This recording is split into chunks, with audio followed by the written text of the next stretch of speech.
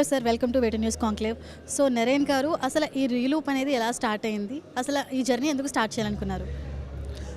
మేము ఎన్వైర్మెంట్ పరంగా ఏదైనా చేద్దామని అనుకున్నప్పుడు బిజినెస్లోకి వచ్చినప్పుడు ఈ ఎలక్ట్రానిక్ వేస్ట్ రీసైక్లింగ్ కానీ ప్లాస్టిక్ రీసైక్లింగ్ కానీ ఒక సస్టైనబుల్ బిజినెస్ ఫ్యూచర్లో మనకి ఏంటంటే ఈ వేస్ట్ మేనేజ్మెంట్ అనేది చాలా క్రిటికల్ అవుతుంది. ప్రతి ఒక్కళ్ళు ఏంటంటే చదువుకుని సాఫ్ట్వేర్ సైడ్ లేకపోతే ఇంకొక ఏదైనా వైట్ కాలర్ జాబ్స్ చేద్దామని అనుకుంటున్నారు తప్పితే ఈ వేస్ట్ మేనేజ్మెంట్లోకి రావాలి, తర్వాత మనకి ఎన్వైర్మెంట్ ఉపయోగపడేది ఏదైనా చేయాలని చెప్పి ఆలోచించినప్పుడు ఎలక్ట్రానిక్ వేస్ట్ అనేది నాకు మేజర్ కన్సర్న్ కింద కనబడింది.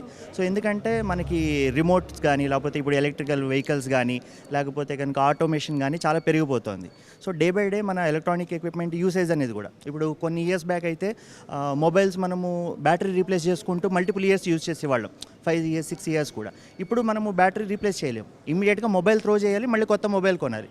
సో కన్జంప్షన్ అనేది కూడా ఈ వేస్ట్ ఎలక్ట్రానిక్ కన్జంప్షన్ అనేది కూడా పెరిగిపోతుంది. ఎప్పటికప్పుడు అప్గ్రేడేషన్ అనేది జరిగింది కాబట్టి దెన్ వాటిని ఏం చేస్తున్నారు?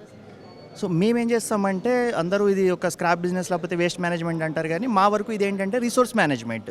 సో ప్రపంచానికి ఉపయోగపడేది మేము ఈ రా మెటీరియల్ ఏదైతే కలెక్ట్ చేసుకుని దీన్ని రీసైకిల్ చేసి మళ్ళీ ఇందులోంచి ఆల్ మెటల్స్ ఎక్స్ట్రాక్ట్ చేస్తున్నాము. సో దానివల్ల ఎన్వైర్మెంట్ పొల్యూషన్ తగ్గించగలుగుతాం అనమాట. సో మళ్ళీ ఐరన్ కోసం మనం ఎక్స్క్వేషన్ చేయక్కర్లేదు, ప్లాస్టిక్ కోసం అని చెప్పి మళ్ళీ ఆయిల్స్ అవి పొల్యూషన్ చేయక్కర్లేదు, లేకపోతే కనుక పేపర్ కోసం చెట్లు కొట్టక్కర్లేదు. సో దీన్ని మేము చాలా గర్వంగా చేస్తున్నాం అనమాట. సో ఈ జర్నీ అనేది ఎప్పటి నుంచి స్టార్ట్ అయింది? మేము రీలూప్ అనేది 2018లో ఎస్టాబ్లిష్ చేసాము. నాతో పాటు మా ఎండి రమేష్ గారు కూడా ఉన్నారు. మేమిద్దరం డైరెక్టర్స్ దీనికి.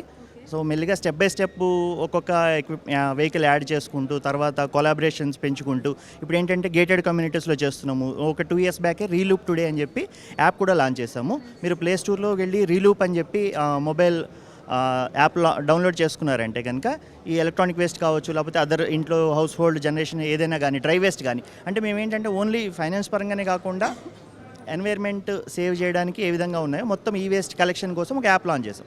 So you can book your self అనమాట. మీరు దాంట్లో పికప్ షెడ్యూల్ చేసుకుంటే కనుక మేమే ఇంటికి వచ్చి కలెక్ట్ చేసుకునేలాగా ఫెసిలిటీ కూడా ఉంది. సో ఆల్ ఓవర్ హైదరాబాద్ అంతా కూడా మా సర్వీస్ ఉంది. అరౌండ్ 14 vehicles తోటి 4 collection centers తోటి మీకు ఇమ్మీడియట్గా షెడ్యూల్ చేసుకునే టైంకి కలెక్ట్ చేసుకోగలుగుతాం.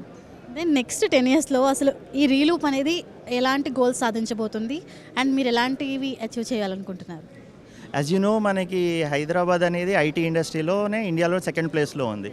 సో ఐటీ ఇండస్ట్రీ ఎంతైతే ఈ వేస్ట్ గురించి మేము చేస్తున్నామో ప్లస్ పాపులేషన్ కూడా పెరుగుతూనే ఉంది. సో ఇయర్ ఆన్ ఇయర్ ఒక 20% గ్రోత్ రేట్ చొప్పున మనకి ఈ వేస్ట్ అనేది పెరుగుతూనే ఉంటుంది. కాబట్టి మా రెస్పాన్సిబిలిటీ కూడా టువర్డ్స్ రీసైక్లింగ్ అనేది ఇంకా ఇంక్రీజ్ అవుతూనే ఉంటుంది. సో ఖచ్చితంగా ఇక్కడ ఉండడానికి 100 times అయితే మేము ఎక్స్పెక్ట్ చేస్తూనే ఉన్నాము. సో జిహెచ్ఎంసీ వాళ్ళకి మీకు ఎలాంటి కనెక్టివిటీస్ ఉంటాయా? అంటే ఈ బిజినెస్ అనేది కొంచెం రిలేటెడ్ కాబట్టి దెన్ మీరు ఎంతవరకు వాళ్ళని అప్రోచ్ అయ్యారు ఏంటి?